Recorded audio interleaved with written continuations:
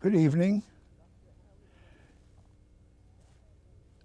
Dr. Harry Krantz has returned to assist Rabbi Levertov in his weekly program. Tonight, we will continue our discussion of a segment of the Torah, Abraham and the sacrifice of his son, Isaac, will be the topic for this evening. Rabbi Levertov will relate this subject as it is written in the Torah. I will ask questions which perhaps the modern man would like to have interpreted as he sees it without making any changes in the Torah.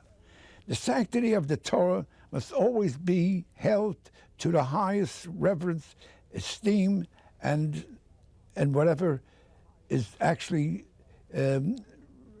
to the highest level of the ladder.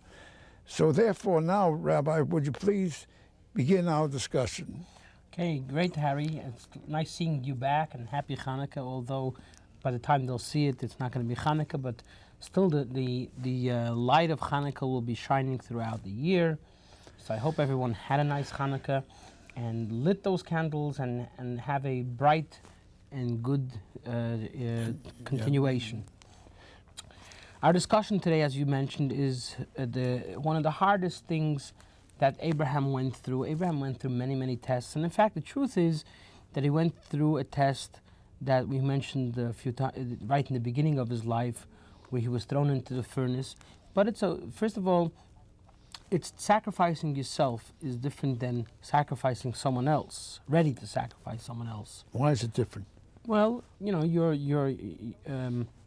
a person is so to say, the owner of his own self.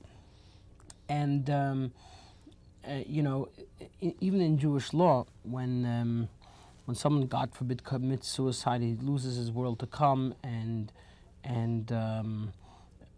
I guess, let's say in civil law, if someone commits a murder or attempted murder, right? Yeah. So when you commit an attempted murder, they'll be put to jail. When someone attempts a suicide, I don't think a person is put to jail. The Torah does not give you permission on your body. That's not the way it should be interpreted. But yet, there is a difference, and I think in human nature, there's a difference between yourself and someone else. Although it's easier to kill someone else as far as a murder is concerned, because you're going to live on. But on the other hand, the opposite when it comes to sacrificing yourself, or you're devoted to something, you're devoted. If you're devoted, that's your own thing. If you decide to die for a certain purpose, now not talking about suicide, but on a spiritual purpose. If you're, many Jews have given their life for, to preserve the Judaism, or preserve the religion. So they were, like in the story of the Hanukkah, where they fought. The odds were against them, and they fought the Hellenists, and they fought the Greeks, and there was a miracle that they won. Otherwise, they would perish. I mean, in the stories, many stories that the Jews did die. So how did they have a right to do it? Because that's called sanctifying God's name. That everyone hears about it and says God is the Almighty. They get there's a reverence that God gets by people dying for Him. And this is not an everyday practice, as we mentioned before, that some people did have that outlook in life, that they wanted to sacrifice themselves to God, to sort of give the life to God. But ultimately, it's not for everyone to do, and ultimately, if someone should have it, it's a great thing. And many have passed, and they'll have the greatest name in Jewish history. They'll be martyrs. So you have the both ends.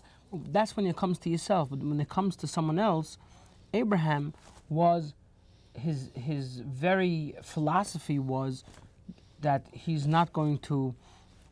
He was teaching people not to do such things, not to kill people. Not only not to kill people, but not to bring human sacrifices. But yet he was willing to sacrifice. Then God comes along and says, "Bring your son as a sacrifice." But the thing that I would like to understand is why before Abraham actually had certain discussions with God when it was not, didn't seem to be the right thing to do, and yet here, which is the most thing. What you're trying to say is like this: thing. when it came to Sodom and Gomorrah, Sodom and Gomorrah, he fought, so to say. Yeah, but for his own son, he could have really asked questions as to why does he want me to take my son to be sacrificed. It's interesting. In the end, he says, yeah. when after he says no, God says to him, no, don't do it.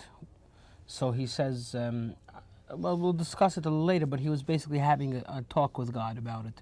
But at first, first of all, Avraham and Yitzchak and Yaakov, our ancestors, our holy ancestors, the patriarchs of our nation, are very holy people, and they are devoted totally with every bone of their body and every part of their soul. They're totally devoted to God, not like the movies portray them as whatever.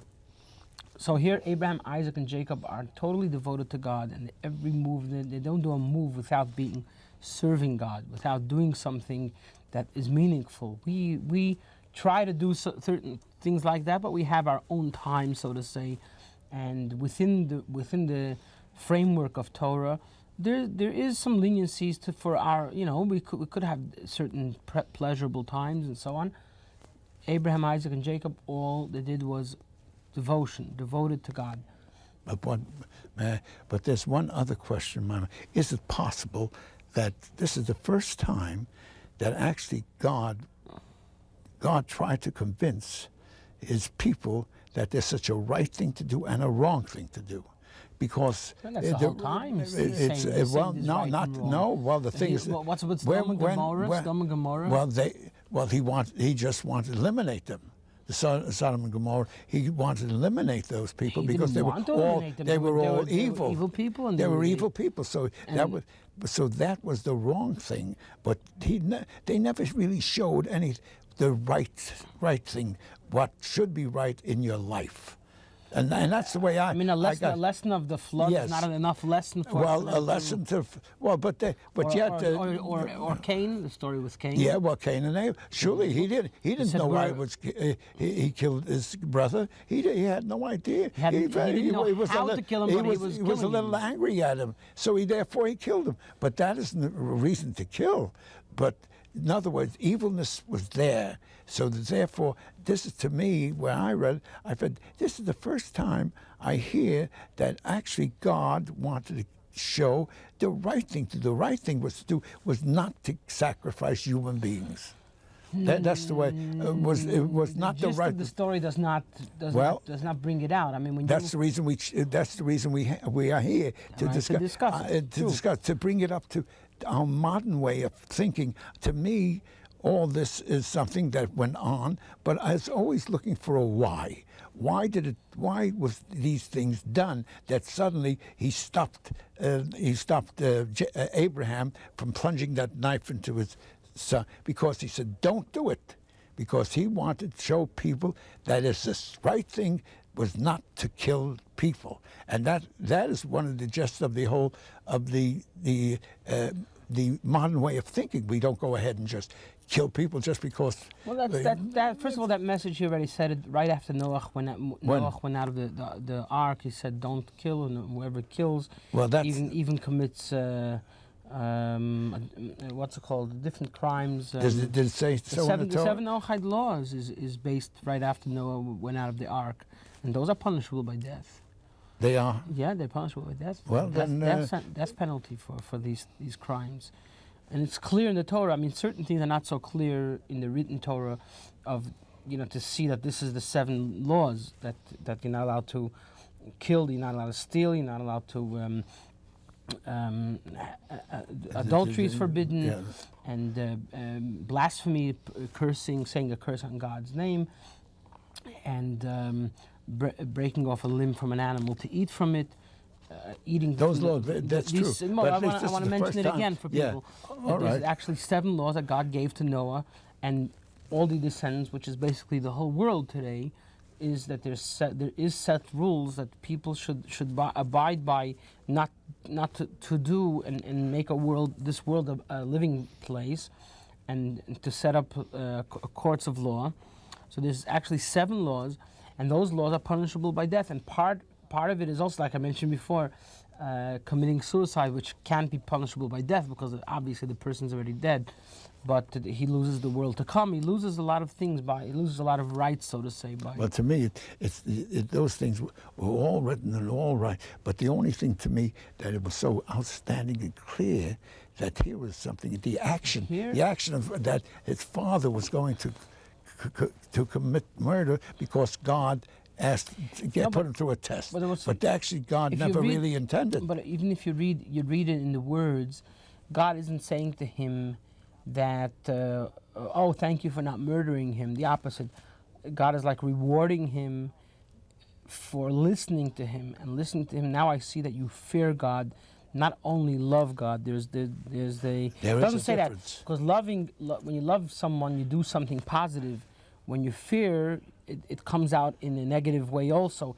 Here, this is one of the tests. This is the test that Abraham had, was that all the other tests was showing love, a positive thing. He was doing this, doing that.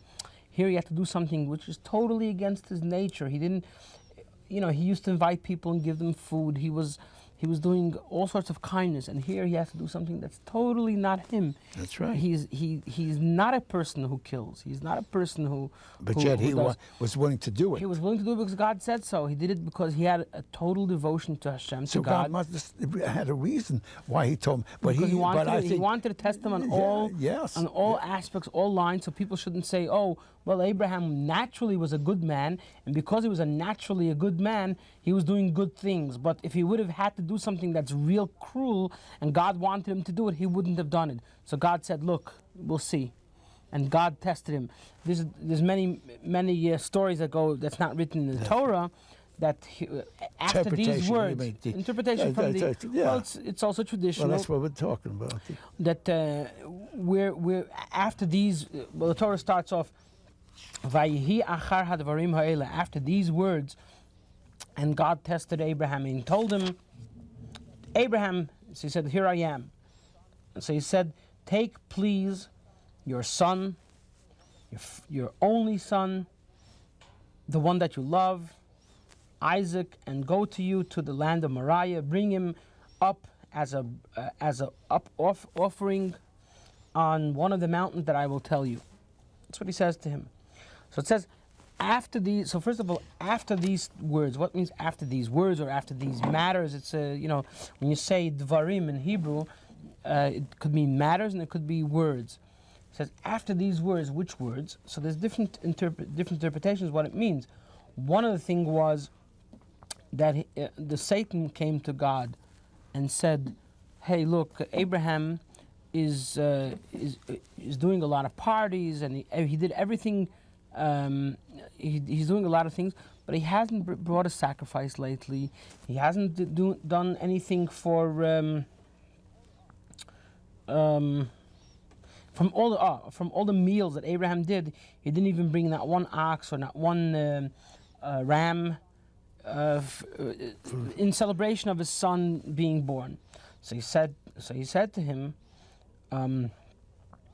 Didn't he do everything only for his son? If I would tell him to bring him as a sacrifice, he wouldn't stop. That's one opinion. Another opinion says that actually it was his half brother, the one that was born, Ishmael, who was born from the maiden. Ishmael was going around saying, he was going around to Isaac and saying to Isaac, I'm better than you. I had my circumcision, my bris, when I was 13. And I felt it, and I was suffering. You were 8 days old when you were born, when you had your bris, your circumcision. So Isaac said, "You're talking about one part of your body. If God would say to bring me as a sacrifice, I would be totally as a sacrifice." So when he said that, so God said, "Let's test," and it was a test for both, for Abraham and Isaac. You see, that's another interpretation you bring in, which makes sense, and it seems to sound Logical. Logic Yeah. is what I'm looking for, and it does sound. So let's continue. So anyways, he says to him, take your son. So he says, your son, your firstborn, the one that you love, Isaac. He could have said, take Isaac and bring him as a sacrifice. Why is he saying it, stretching it? So Rashi brings down, it's interesting. He said to him, your son. He says, I have two sons. He says, your only son. He says, I have two only sons. He says, the one that you love, I love them both. Till he said Yitzchak, Isaac. So Rashi brings down, why didn't he tell him to begin with right away? Not to mix him up, not to. Also it's also reward by speaking every time he says it is another reward that God is speaking to him back and forth.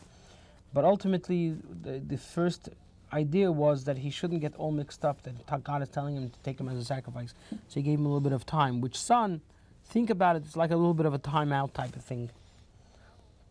And he tells him to bring him somewhere, and he gives him some time. Why is he giving him some time? Why not just take him, bring him as a sacrifice right here? Because he wanted to show that he's taking his time, he's giving him time. He should have, it was actually, Abraham got up in the morning, he didn't waste time. The next morning he got up, took his donkey himself, and usually these people were rich enough to have servants, but he did it himself because he was in a rush. And he took his two young lads, it says, and Isaac, and he took some wood for a sacrifice, and he gets up he gets up and he goes to the place that God told him. On the third day, Abraham raises his eyes and he saw the place from far away. Abraham said to his youth, the other two, sit here with the donkey, and I and my young will go till this place, and we will bow down over there and we'll come back. So it's sort of a little bit of a prophecy also that he said we'll come back, even though he intended to sort of lie. But it was a little bit of a prophecy. Then it says, Abraham took the wood of for the sacrifice and put it on Isaac, and he took in his hand the fire and the knife. It says a different word, but it means the knife, and they both went together. Went together means that they both went with the same good attitude. They were going. Isaac still didn't know. Then Isaac turns to Avraham, to Abraham. Yitzchak turns to Avraham, and he says, Father, he says, here I am, my son. He says, here's the wood, here's the fire and the wood. Where's the sheep for the sacrifice? So Abraham said in words that would make, you could interpret it a little deeper. So let's see. Vayomer Avram said, Elokim, God, Yiroloi Haseh, will see for himself the sheep, la'olah, for a sacrifice, b'ni, my son. So you could interpret also that Avraham was like sort of hinting to him and saying to him, Elokim, God, Yiroloi Haseh, will see to himself the sheep for a sacrifice, my son. Not he'll see the sheep for a sacrifice, my son. Depends where you put the comma. Right. And in fact, a rabbi say that this is what he did, was he hinted to him that this is what's going to happen. You're going to be for a sacrifice, my son. A minute later it says, Vayelchu shneim yachdav, they both went together. They both went on the same mission. The same way a minute before, when he didn't ask him, when he didn't know where he's going, he went only to bow down and to bring a sacrifice. He went happy. He also went happy. Because by this time he knew, and he wanted to be the sacrifice. And they came to the place. Another question, which I didn't hear a question. How do you know which place it is? You mean Isaac was willing to be a sacrifice because it was one of God's wishes? Another question I was expecting from you is, how did Abraham know that it's God? Because he had faith. What else could he? What else must could have there been be? that he had like a code word with God, or some kind of a caller ID, I guess, right? Well, to me, there's no physical way of knowing. It's just but if someone comes to you, if you hear a voice and tells you go and bring a sacrifice, you would say, Well, who are you? well, the point is A lot of people have that question. Well, it's a question, but to me, it's not a question that can so easily be answered, because it's a matter of having faith in who God is. Who God is, right? And God could be anywhere, could be all over. So the thing is that. So you think Abraham should have done what he was going to do? I don't think that Abraham should have done what he was supposed to do. I think he should have discussed it as he did about the Sodom and Gomorrah. He should have. One second. Let me argue with you on your turf.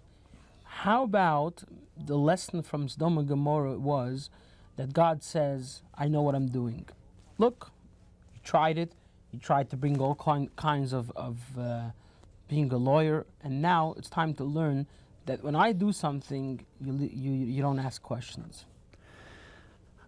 Well, not when. Well, the thing is this: that where the problem comes in is that there was not enough teaching of the right thing. They were only born into the world. No, but now Abraham and God. I'm not talking about them. I'm not talking about the world. I'm talking about Abraham and God. He's now by his 10th test. He's testing him throughout his life. He's been thrown into furnace, and God made a miracle. He's been. He had to go to Egypt, and his wife was taken away, and God plagued the Egyptians. And the test also of leaving, he had to leave. Different tests that he's going through, that he's passing. Abraham is passing, and here comes the final and hardest test of them all. And the hardest, it's a very hard one to bring a son, for a son that was born when he was 100 years old. It was a miracle. It was a God's creation. Huh? It's actually, according to what we know about the Torah, everyone that was born was created by God, in directly or whatever way you were. So how could he actually put Abraham on his defense, where actually God is, in the long run, is actually sacrificing his own creation. So therefore, where does it start, and where does it end? I mean, the point is, you either accept it or you try to understand it. And if you don't understand it, and if you try to understand, you'll never really understand it unless you know the part. You know God, and God you can't. God is there, but how would God react? But you can't understand God. You can't. No one can understand God. So therefore, you have to accept it, but try to make a little logic out of it. Okay. Why? And I feel that everything that God does has some background behind him, which would stimulate him to show that my children are getting closer to me in my connection to my children. But in here, when he's destroying his own creation, that should have been indicated by the great prophet, that he would never destroy his own creation. Somewhere along the line, he will stop him, which he did. But the only real, because how could he destroy his own creation?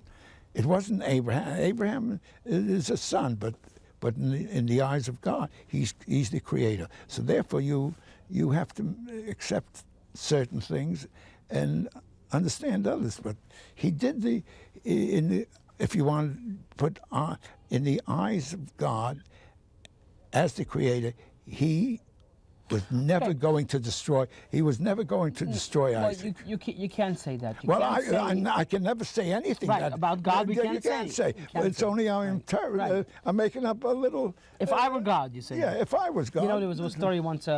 Two rabbis said. Two rabbis.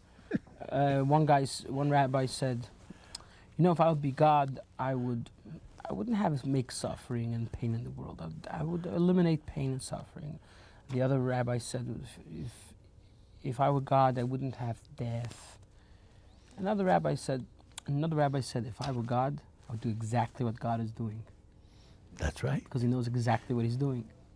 Because you never know. I know there is pain and there is suffering, and we don't know what to do. We don't know how to handle it. That's but right. God somehow has a plan. That's right. So Abraham knew he already had this intuition that God is has the right attitude. God will do the right thing. That's what I'm saying. That's That all. God does the right thing, and all you have to What's do is have funny a little is faith. when we were growing up, as a kid, people would ask me, what would be if God would tell you to jump off the roof? If God would say to jump off the roof, well, if God would make me do who knows what, like a But drastic God would things. never let you Oh, do the evil. That's the thing. He wouldn't evil. let me. He wouldn't let He wouldn't let me. And wouldn't have. he said in the Torah, that we shouldn't do certain things. After the Torah was given, he's never going to come and tell me to eat not kosher. He's never No. going to tell me, because that's what he said in the Torah. So if I hear a voice or I know it's something It's different, good. it's not him. But, It's not yeah, God. if it's If I evil, hear- if you hear certain things which is evil, then it's not God. To me, Well, I if I look hear at it. something that's contradicting the Torah, it's not God. And if That's God right. is testing, That's right. That's and right. I have on what to base it. I have to base it on the Torah. Abraham didn't have that yet. No. Abraham the- didn't the- have the he Torah. did The not Torah have, didn't no. tell him, Torah don't came, don't bring a human That's right. sacrifice. That's right. It was his own thought. That's why I say. And then he every- realized that God's suddenly talking to him and telling him, bring That's him the as reason a I, sacrifice. the only thing that is right. So let's continue go because back, we're very, very short in well, time. I think we're accomplishing a lot. So Abraham they came to the place where God told him to come, and he's building he builds an altar, and he places the wood, and he ties Isaac onto the mizbeach, onto the altar, on top of the wood. And Avraham stuck out his hand. He took the knife to slaughter his son. And an angel of God called him from heaven and he said, Abraham, Abraham. He said, here I am. He said, do not send your hand on the lad. Don't do anything to him. For now I know that you are fearing God, and you didn't keep your son back from your only son from me. You didn't keep him back. Okay, so here the angel comes and says to him, stops him in his tracks. And he says, don't send your hand and don't do anything. What does it mean, don't do anything? Because then Abraham said, 1 second, I came here, I made a trip for 3 days, and I'm doing nothing. Probably God wants something, some blood, something for me to give him. No, he says, don't do anything to him. Now I know that you're a God-fearing person, and you didn't keep your son back from me. And Abraham picks up his eyes and he sees a ram, and I think we'll have to continue next time about what happened in the continuation. But basically, So so we'll know where to continue from. where we're continuing is right after he stopped him from all right, slaughtering. all Next week we'll continue on to what happened in the end, and we'll continue with the next stories, how Abraham is handling the death of his wife. Anyways, I'd like to wish all the viewers a good year, and make sure to contact us and tell us what you think about the program. It's very important. That's right. I'll get a raise in pay.